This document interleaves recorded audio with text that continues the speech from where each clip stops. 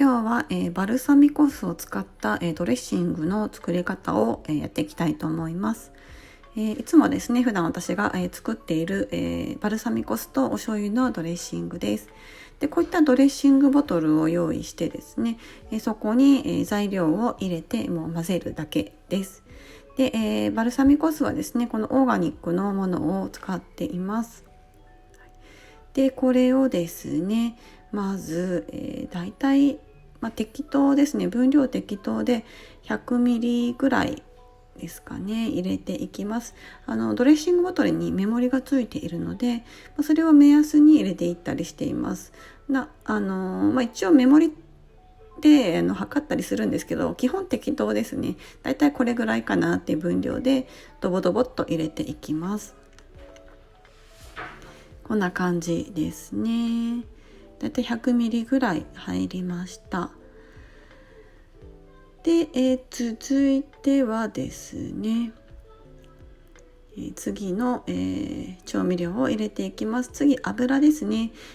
油は、菜種油を使っていきます。オリーブオイルでもいいんですけども、冷蔵庫で保管するとオリーブオイルちょっと固まったりしてしまうので、菜種油を使っていきます。で、油だいたいお酢と同じぐらいか、お酢の3分の2ぐらいですかね。それぐらい入れていきます。はい、こんな感じですね。いい感じの輝きになってきています。はい、こんな状態になります。ちょっと少なめですね、油は。はい。で、油が入ったら次はお醤油ですね。お醤油を入れていきます。お醤油とか油とか全部ですね、こういった小瓶に、詰め替えて使っているので、それから、入れていきます。で、お醤油の量も、適当ですね。ドボドボドボっと、だいたいこんなぐらいでいいかなという量を入れていきます。こんな感じですね。どうでしょうね。50cc ぐらい入ったかなと思います。で、ちょっと油足りないかなと思ったので少し足していきます。はい、こんな感じですね。その都度ですね、お醤油とかも、ちょっと足りないなと思ったら、足したり、していきます。で、少なめの量で最初作っていけばちょっと味見をしてですね、足りないものを足していけるので、そういった感じで調整しながら味を見ながら作っていきます。で、次は、胡椒ですね。ブラックペッパーを入れていきます。で、これ粒のままのもので、保管しているので、ミル付きの容器にですね、保管していまして、使う時にこうやってミルで、引いて、使うようにしています。こういうふうに、粒のブラックペッパーをですね、その都度引いていくとすごく香りがいい状態で使っていくことができます。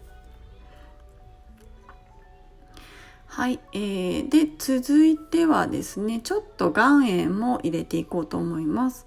で、岩塩もですね、固形の状態のものですので、ミル付きの容器に入れておいて、使う時にその都度引きます。ちょっと硬いですね。はい、ほんの少し、入れていきまして、でメインのお塩は、海塩を使っていきます。はい、こんな感じで、お塩もですね、すぐに使えるようにこういった、小さい容器に入れています。で、手で取って、5つまみぐらいとかですかね。もう分量も適当です。若干多めに入れます。はい、これで、全ての材料が入りました。もう本当に分量適当ですね。で、全部入ったら、蓋をします。こんな感じのゴムの蓋になっているので、蓋をしてギュッと蓋をしてですね、それを、シェイクしていきます。シャカシャカシャカシャカとこうシェイクします。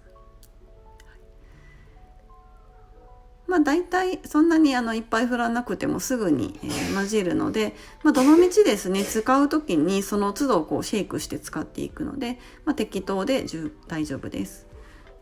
はい、こんな感じですね。はい、でこれを冷蔵庫で保存しておきます。そうすると、サラダとかですね、食べる時にすぐ、取り出してドレッシングとして使うことができます。でこれ長期保存することも可能ですので、簡単に作れて自家製ドレッシング